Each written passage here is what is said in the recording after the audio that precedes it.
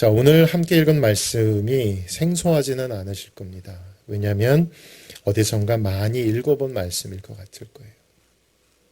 오병이어 떡 5개와 물고기 2마리로 5,000명 이상을 먹이셨던 그 유명한 사건하고 뭔가 좀 비슷하죠.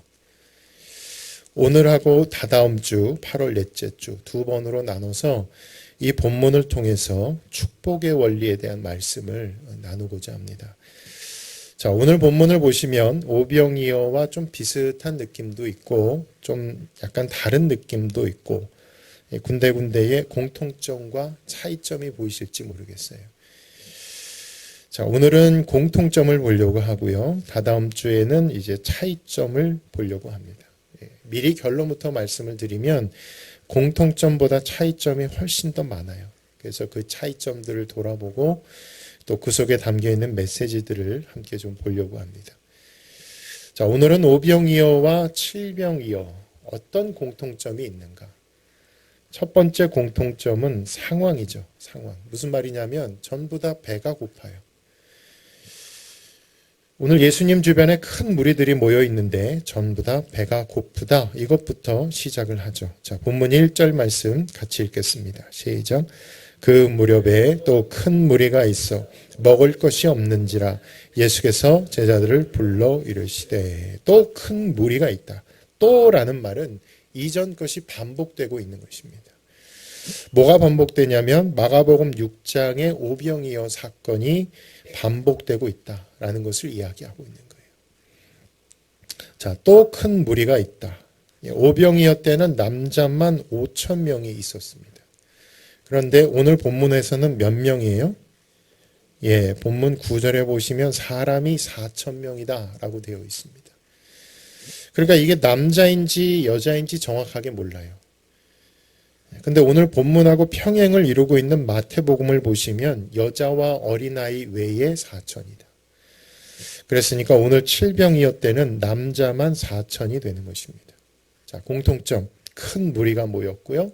이 무리들이 전부 다 배가 고프다는 거예요. 배가 고프다.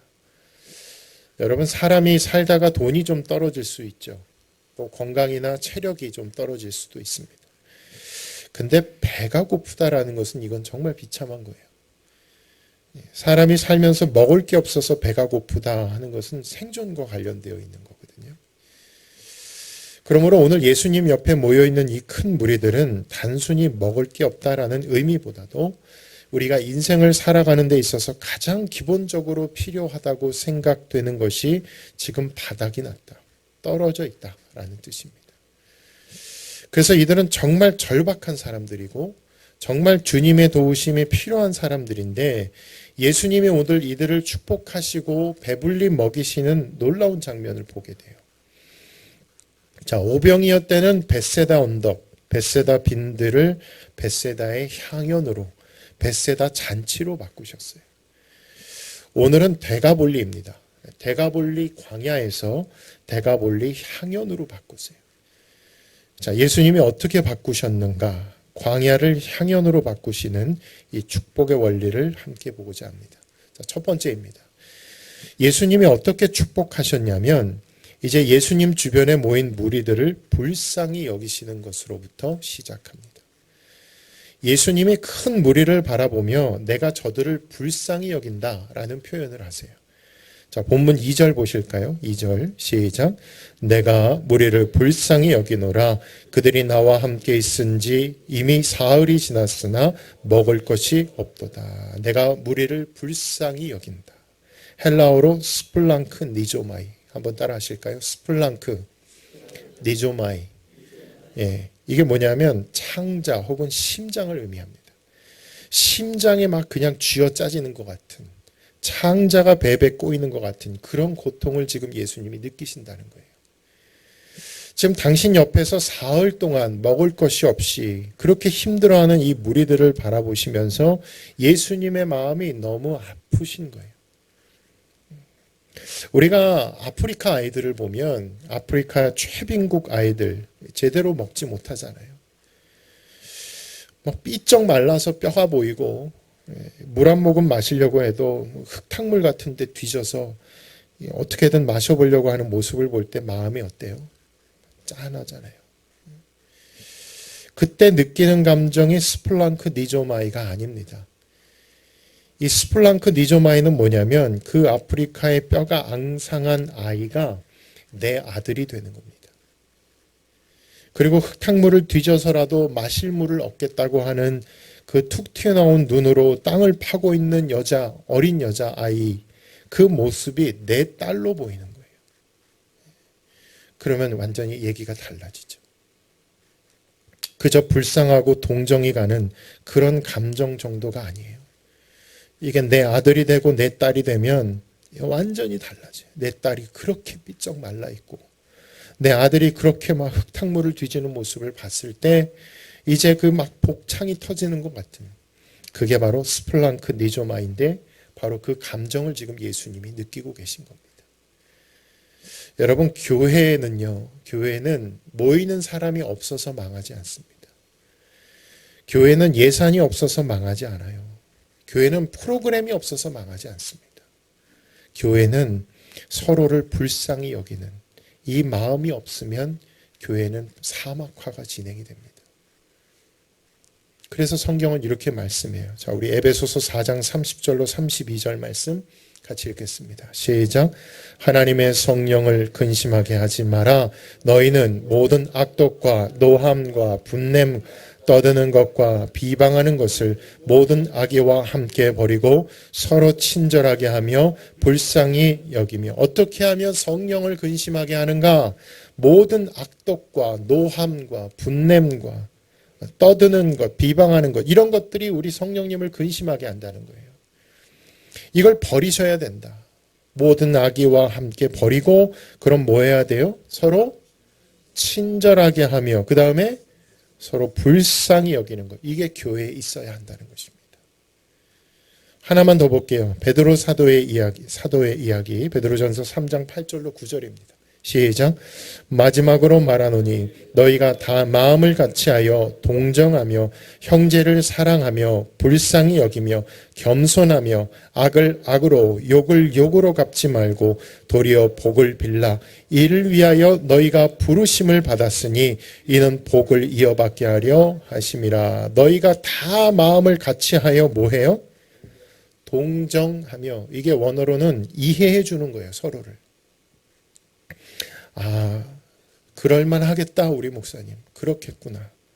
아, 우리 권사님이 그럴만 했겠구나. 아, 우리 집사님이 그럴만 하겠구나. 서로를 동정해줘라. 어떻게 하면 하나님의 축복의 원리가 내 삶 속에 그대로 이어질 수 있을까? 악을 악으로, 욕을 욕으로 갚아서는 안 돼요. 서로 친절하게 하며, 서로 불쌍히 여기며, 서로 섬기며, 서로 이해해주고 양보해주고 배려해주고, 그랬을 때 교회는 된다는 거예요. 아멘이십니까? 얼마 모이지 않아도 되고요. 예산이 얼마 갖고 있지 않아도 돼요. 교회는 서로 불쌍히 여겨주는 마음만 있으면 거기에 하나님 나라의 향연이 펼쳐지는 축복이 시작되어지는 줄로 믿으시길 바랍니다. 이게 첫 번째. 그러니까 내가 떡을 얼마나 많이 가지고 있느냐, 물고기를 얼마나 많이 가지고 있느냐가 향연을 결정하지 않아요. 떡이 수천 개 있으면 뭐합니까? 서로 불쌍히 여기질 않는데. 물고기가 수백 마리 있으면 뭐예요? 서로 불쌍히 여기는 마음이 없는데.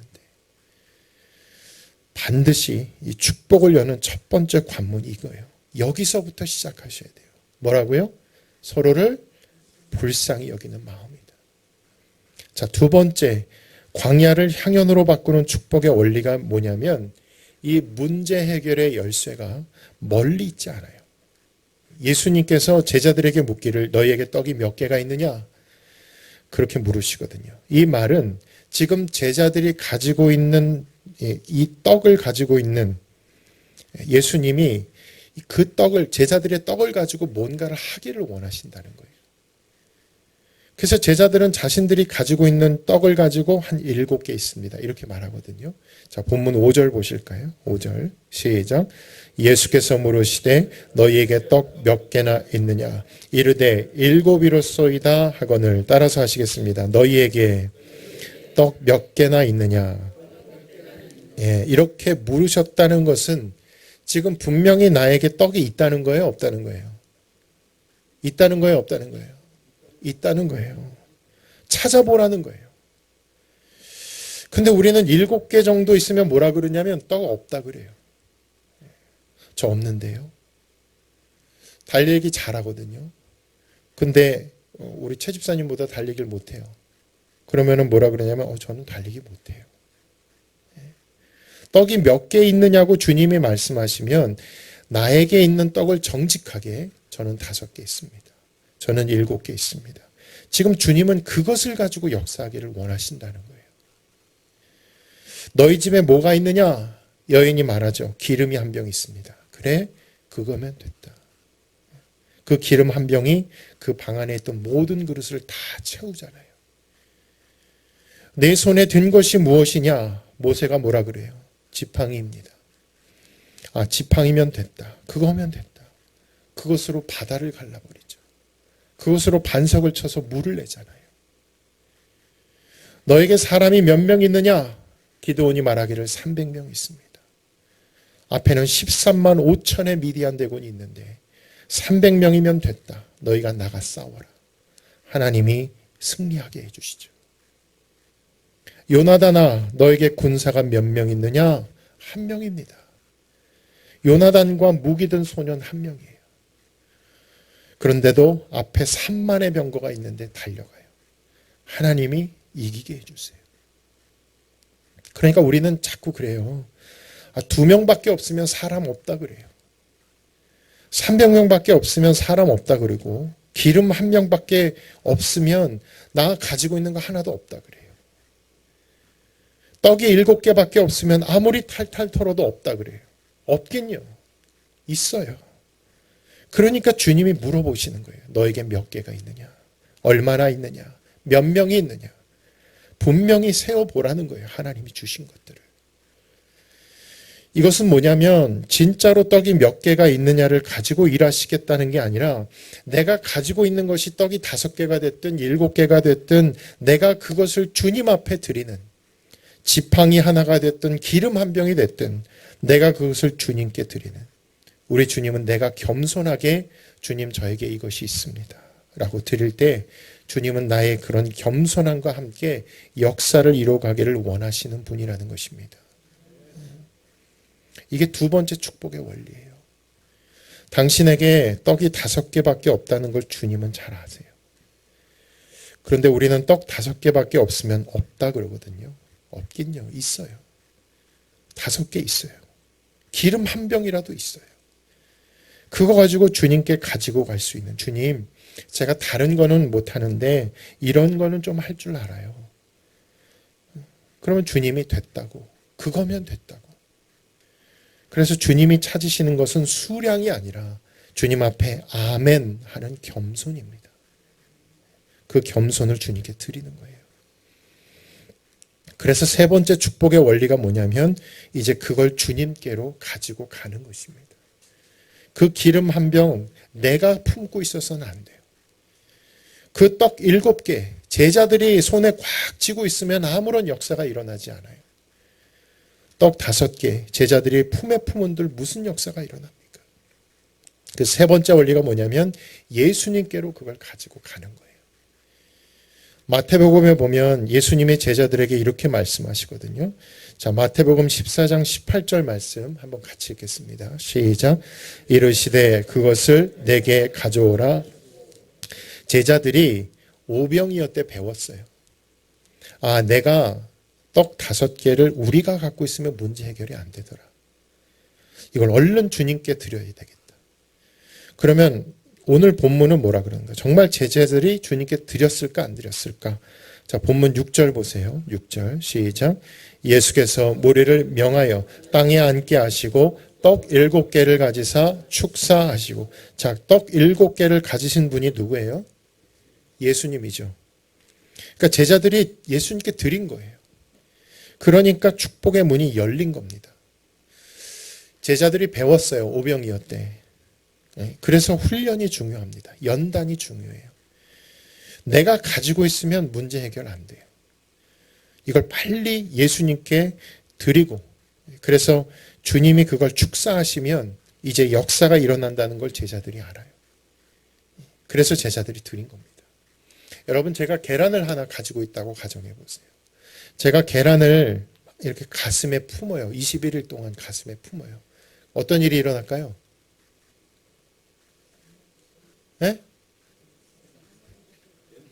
썩어요? 냄새나요? 네. 저 무시하시는 거예요? 그렇겠죠. 네. 제가 가지고 있으면 아무 일도 일어나지 않겠죠. 그런데요, 이 똑같은 계란을 어미닭이 21일 동안 품고 있으면 어떤 일이 일어날까요? 예, 이게 생명이 되어버립니다. 그러니까 내가 21일 동안 품으면 오히려 깨지기밖에 더 하겠어요. 상하기밖에 더 하겠어요. 그러면 어떻게 해야 되는가? 이걸 빨리 우리 주님께 드려야 돼요. 그러면 주님이 똑같은 문제를 품어주세요. 그리고 21일 동안에 이 문제가 생명으로, 축복으로 바뀌는 역사가 일어납니다.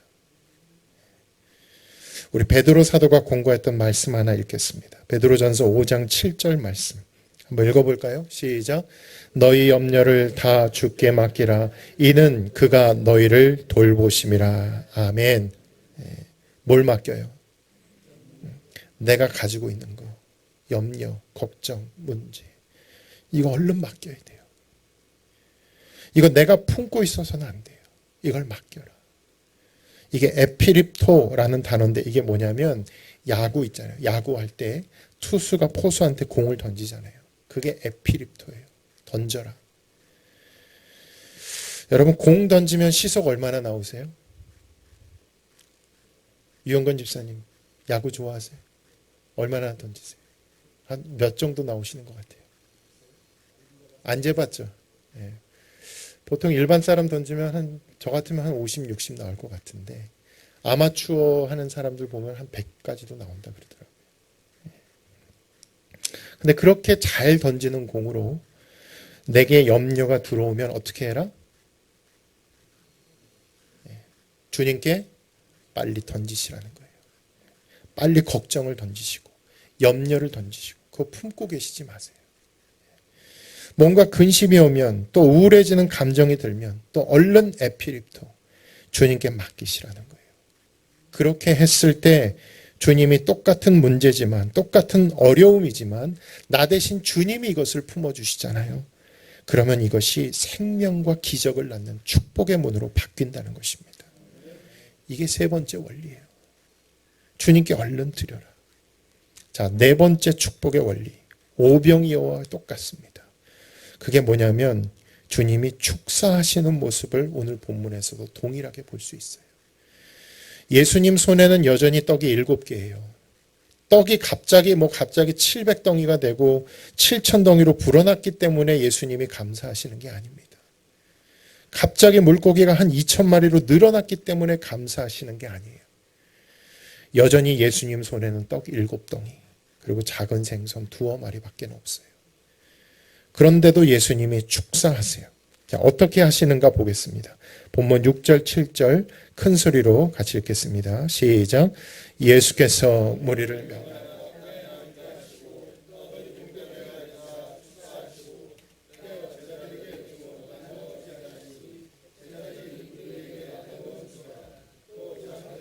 두어 마리가 있는지라 이에 축복하시고 명하사 이것도 나눠주게 하시니. 아멘. 자, 그래서 네 번째 원리가 뭐냐? 축복의 원리라고 해도 되고 축사의 원리라고 해도 되고 감사와 찬양의 원리라고 해도 됩니다. 왜냐하면 6절에 보니까 예수님이 떡 7개를 가져서 축사하셨다 할 때 이게 유카리스테오라는 단어인데 이게 땡큐예요. 땡큐. 하나님 감사합니다. 그 다음에 7절에 보면 작은 생선 2마리를 가지고 축복하셨다. 이게 율로게오. 율로게오는 축복한다는 뜻도 있지만 찬양한다는 뜻도 있습니다. 요한복음에 보면 예수님이 예루살렘에 입성하실 때 사람들이 종려나무 가지를 흔들며 호산나 호산나 찬송하리로다. 이게 율로게오예요. 그래서 예수님은 떡 7개 그리고 물고기 2마리밖에 없지만 이걸 가지고 하나님께 감사와 찬양을 올렸다. 그때 역사가 일어나는 것입니다. 여러분, 지금 빈들에 계시다고요? 날이 저물었다고요? 오늘 이 대가볼리처럼 내 삶이 광야와 같다고요? 그래서 먹을 게 없고 돈이 떨어졌다고요? 이제는 옛날처럼 머리가 안 돌아가고 이제는 힘도 딸리고 건강도 딸린다고요? 이제는 내 주변에 나를 돕는 자가 아무도 없다고요? 여러 가지로 힘들고 어렵고 그래서 나는 이래서 힘들고 저래서 힘들고 할 만한 이유들이 분명히 많이 있다는 것을 저도 압니다. 그런데 사랑하는 성도 여러분, 주님 앞에 그 문제를 가지고 가면 주님이 저와 여러분에게 보여주시는 샘플이 있어요. 그 똑같은 떡 7개와 똑같은 작은 생선 2어마리를 가지고 우리 예수님이 보여주시는 반응이 뭐냐면 유카리스테오, 주여 감사합니다. 율로게오, 주님 찬양합니다. 그때 저와 여러분의 빈들이 향연으로 바뀌고 저와 여러분의 광야가 하나님 나라의 풍성한 식탁으로 바뀌는 것을 믿으실 수 있기를 바랍니다. 왜 나는 이런 하나님 나라의 풍성함을 누리지 못할까? 왜 나는 이렇게 부족할까? 왜 나는 이렇게 늘 입술에 불평이 많을까? 한번 잘 생각해 보세요. 당신에게 떡이 700덩이, 7,000덩이가 있어도 당신은 여전히 불평할 수 있습니다. 언제 그러면 이게 바뀌는가? 유카리스테오.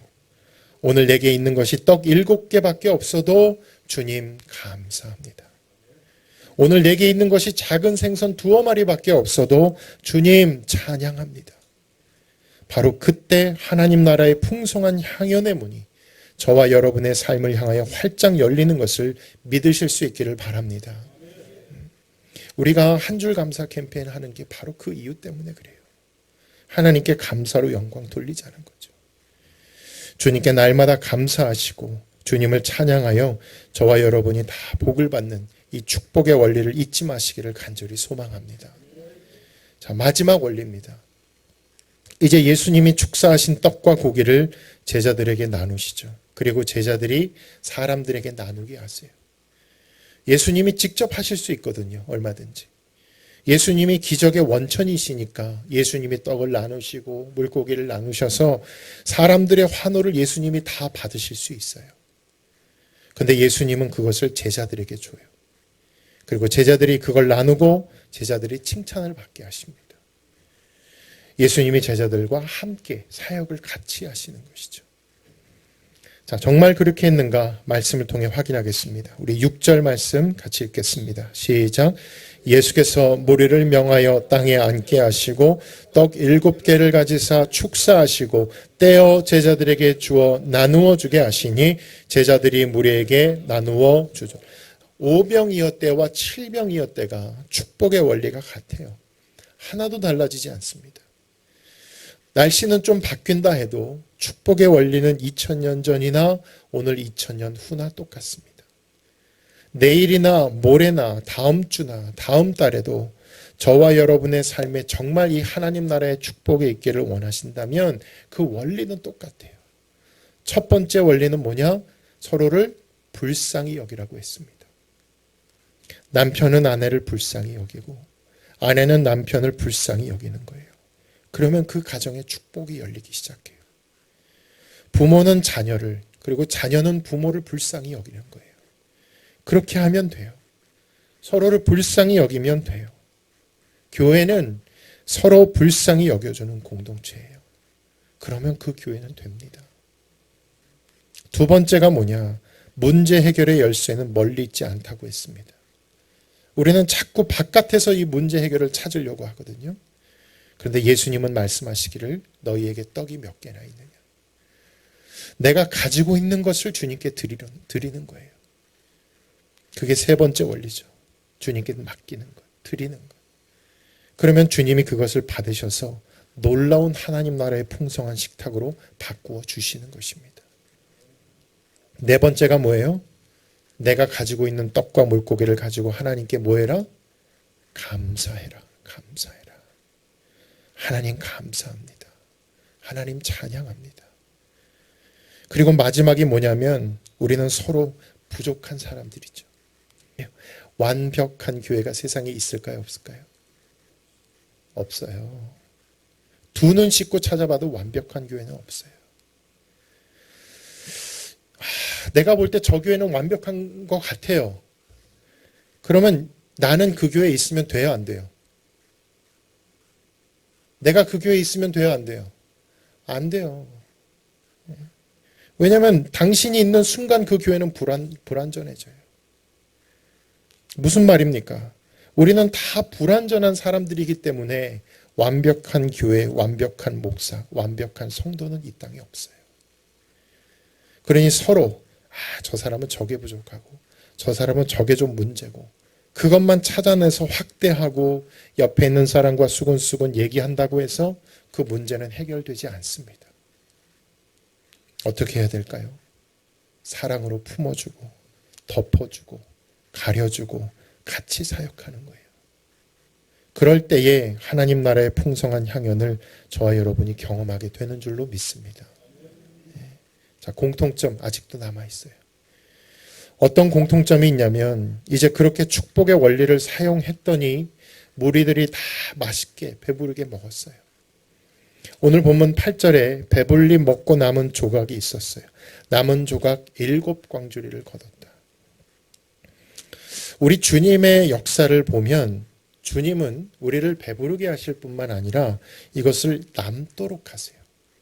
왜 남게 하실까요? 여기에 비밀이 있어요. 이유가 있습니다. 그 다음에 보시면 예수님이 오병이어 때와 똑같이 하시는 행동이 하나가 더 있는데 그게 뭐냐면 오병이어의 기적을 행하시고 난 다음에 예수님이 제자들은 배를 타고 건너편 벳세다 건너편으로 가게 하시고 무리들을 예수님이 흩으셨습니다. 해산시키셨어요. 오늘 본문에서도 예수님이 똑같이 무리들을 흩으십니다. 자, 오늘 본문 9절 말씀 읽어보시겠습니다. 시작. 사람은 약 4,000명이었더라. 예수께서 그들을 흩어 보내시고. 자, 이들은 배불리 먹었어요. 배불리 먹었으면 자 이제 우리 배부르고 등 따시니까 우리 한 2박 3일 정도 또 같이 지내봅시다. 기분 좋게 우리 한 2박 3일 더 연장해서 어디 수련회를 가집시다. 그럴 수도 있겠죠. 그런데 배불리 먹고 난 다음 예수님이 어떻게 하셨다고요? 흩으셨다. 해산시키셨다. 어디로 흩으셨을까요? 각자 삶의 자리로. 누군가는 집으로 갔을 거고 누군가는 직장으로 갔을 거고 누군가는 사업장으로 갔을 거고 누군가는 식당으로 누군가는 학교로 저는 교회로 가겠죠. 목회해야 되니까. 배부르게 먹이시고 그 다음 돌아갈 때까지 먹어야 되니까. 그래서 남게 하셨고 그리고 보내시는 거예요. 흩어 보내셨다. 여러분 교회는 일단 잘 모이셔야 돼요. 교회라고 할 때 회, 이게 커뮤니언, 이게 잘 모이는 거예요. 마가의 다락방에도 모이니까 성령의 역사가 있었고요. 고넬료의 집에도 모이니까 성령의 역사가 있었어요. 교회는 잘 모이셔야 합니다. 모일 때 그리스도의 이름으로 누구든지 내 이름으로 모이는 곳에 내가 함께 있겠다 하셨으니까.